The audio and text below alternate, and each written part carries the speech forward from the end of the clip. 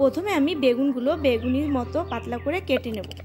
এবারে মাংসটাকে খুব ভালো করে কিমা তৈরি করে নেব। এবারে মাংসের পুরটা দিয়ে বেগুনের মধ্যে ভরে দেখো একটা একটা করে বেগুনগুলো নিয়ে ময়দার ব্যাটারের মধ্যে চুবিয়ে এবার আমি আস্তে করে তেলের মধ্যে ছেড়ে দেব। পকোড়াগুলো খুব সুন্দর করে ভাজা হচ্ছে। তো পকোড়াগুলো ভাজা হয়ে গেছে, এবার তুলে নেব। নমস্কার বন্ধুরা, মেঘনা কুকিং ফুড চ্যানেলে তোমাদের সবাইকে জানাই অনেক অনেক স্বাগত। তো বন্ধুরা, চলে এলাম নতুন একটা ভিডিও নিয়ে। আর আজ আমি যে রেসিপিটা বানাবো, এরকম রেসিপি কোনোদিন দেখোনি, শোনোনি। তো যাই হোক, আজ আমি সেরকম একটা রেসিপি নিয়ে এসে তোমাদের সামনে হাজির হয়েছি। আর অবশ্যই কিন্তু ভিডিওটা প্রথম থেকে শেষ পর্যন্ত দেখবে। আর রেসিপিটা এত ইউনিক আর এতই মজার যে একবার যদি তোমরা দেখো অবশ্যই বাড়িতে বানানোর চেষ্টা করবে। আর দেখো, এই রেসিপিটার জন্য আমার লাগবে বেগুন আর লাগবে এই যে চিকেন। তো এই দুটোই হচ্ছে মেন। আর যা যা লাগবে সেটা আমি তোমাদের দেখিয়ে নিচ্ছি। আর ভিডিওটা কিন্তু অবশ্যই প্রথম থেকে শেষ পর্যন্ত দেখো। একদম ইউনিক রেসিপি, মানে সত্যি কথা বলতে এরকম একটা রেসিপি যদি বাড়ির সবাইকে বানিয়ে খাও তাহলে কিন্তু সবাই একদম ভীষণ খুশি হয়ে যাবে। আর বাচ্চারা তো কোনো কথাই নেই, বাচ্চারা একদম ভীষণ মজা করে খেয়ে নেবে। তো চলো, আমি আর কথা বাড়াচ্ছি না, ভিডিওটা শুরু করছি। যদি আমার চ্যানেলে নতুন হয়ে থাকো অবশ্যই চ্যানেলটি সাবস্ক্রাইব করে নিও। আর ভিডিওটা ভালো লাগলে লাইক করে দিও আর কমেন্ট করে জানিও যে রেসিপিটা কেমন হয়েছে। তো প্রথমেই দেখো আমি বেগুনগুলো কেটে নেব। এবার দেখো আমি এই বেগুনটা কেটে নেব। তো আমার একটা বেগুনে হয়ে যাবে, তাই আমি দেখো এই বেগুনটা নিয়ে নিচ্ছি।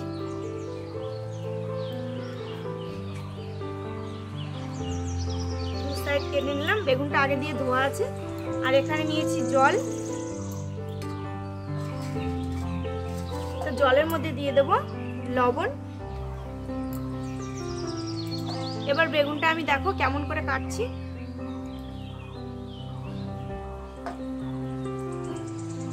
সাইডটা ফেলে দেবো। একদম বেগুনি যেমন করে হয় তেমন করে পাতলা পাতলা করে আমি কেটে নেব। এই দেখো এমন করে বেগুনগুলো কাটতে হবে। কেটে আমি লবণ জলে ভিজিয়ে দেবো। এভাবে ভিজিয়ে রেখে দিতে হবে 15 মিনিট।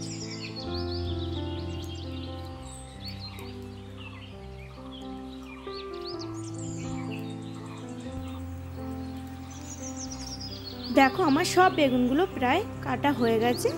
বেগুনগুলো আমি খুব পাতলা পাতলা করে কেটে নিয়েছি। এবার এইভাবে 10 থেকে 15 মিনিট ভিজিয়ে রেখে দেব। লবণ জলে কিন্তু ভিজাতে হবে, বেগুনটা যেন খুব পুরোপুরিভাবে নরম হয়ে যায়। এবারে দেখো বন্ধুরা কি করব, যে মাংসগুলো আমি নিয়েছি সলিড চিকেন। তো এবার মাংসগুলোকে আমি কিমা তৈরি করার জন্য দেখো থেতলে নিচ্ছি। একটা বেলনি দিয়ে খুব ভালো করে থেতলে নিয়ে দেখো মাংসগুলো খুব সুন্দর কিমা তৈরি করে নিয়েছি। এবার মাংসগুলো আমি একটা প্লেটে তুলে নেব। এবার কি কি উপকরণ লাগবে সেগুলো দেখো। লাগবে আমার পেঁয়াজ। তো আমি বড় সাইজের একটা পেঁয়াজ নিয়ে নিয়েছি। আর এখানে আমার প্রায় 200 গ্রামের মতো চিকেন ছিল, তো সেটা তো দেখলে কিমা করে নিলাম। এবার দেখো পেঁয়াজগুলো খুব ছোট ছোট করে কাটতে হবে, একদম কুচি কুচি করে পেঁয়াজগুলো দেখো কেটে নিচ্ছি।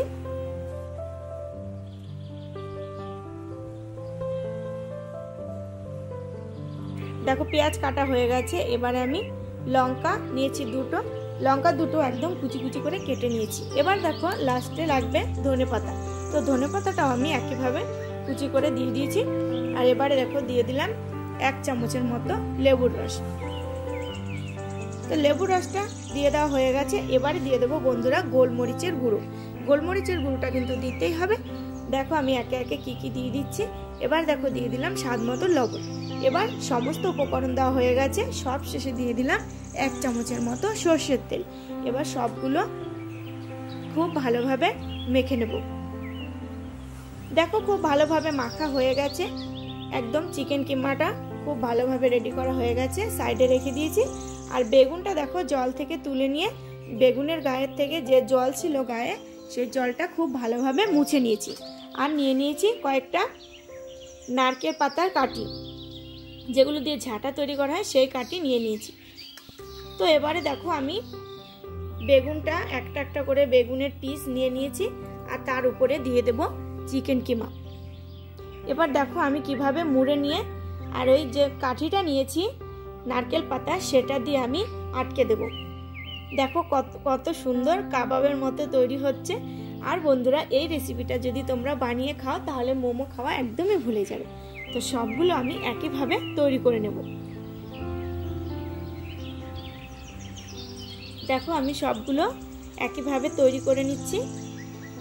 আর অবশ্যই কিন্তু তোমরা এই রেসিপিটা বাড়িতে একবার ট্রাই করবে। তো আমরা বানিয়ে খেয়েছি, তো এতটাই ভালো হয়েছে খেতে, সত্যি মানে সেই স্বাদ আর মানে ভোলা যায় না, এত টেস্টি হয় খেতে। আর এটা কিন্তু অবশ্যই সস দিয়ে খেতে হয়। দেখো আমি সবগুলো একইভাবে তৈরি করে নেব।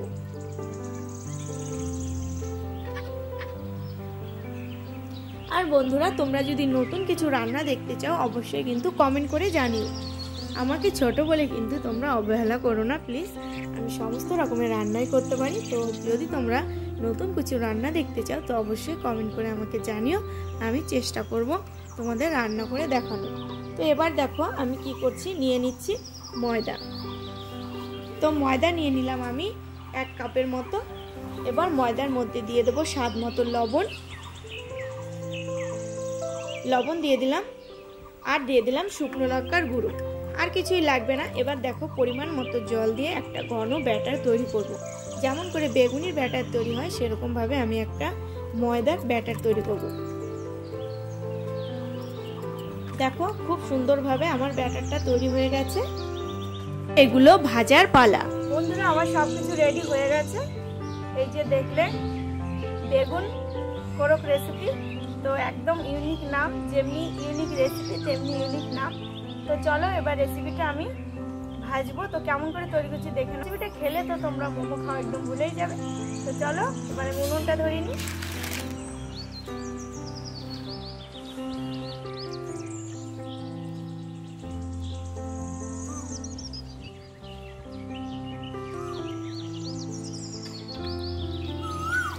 তেলটা খুব ভালো করে গরম করে নেব।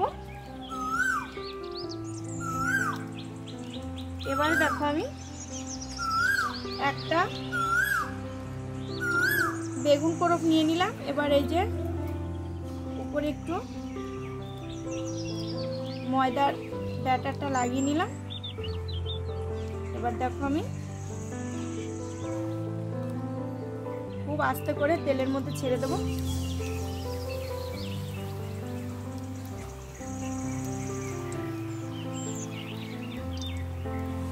এই একইভাবে আমি তেলের মধ্যে একে একে সব বেগুন কোরকগুলো দিয়ে দেবো। আর বন্ধুরা, এই রেসিপিটার নাম হচ্ছে বেগুন কোরক রেসিপি। কারণ বেগুন কোরক যেহেতু বেগুন দিয়ে তৈরি হচ্ছে, আর কোরক মানে কিন্তু মুরগি। তো যেহেতু মুরগির মাংস দিয়ে তৈরি হচ্ছে, তাই বন্ধুরা রেসিপিটার নাম হচ্ছে বেগুন কোরক রেসিপি।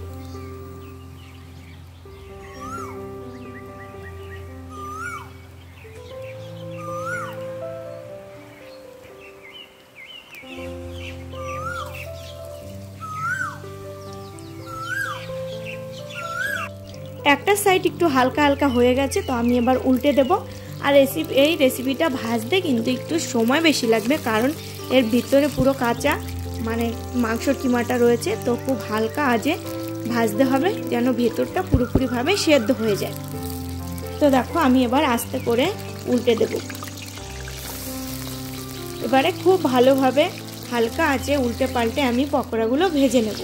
দেখো আমার প্রায় ভাজা হয়ে এসেছে। দেখো কত সুন্দর লাগছে বন্ধুরা দেখতে। দেখো আমার সমস্ত পকোড়াগুলো ভাজা হয়ে গেছে। তো আমি তুলে নেব।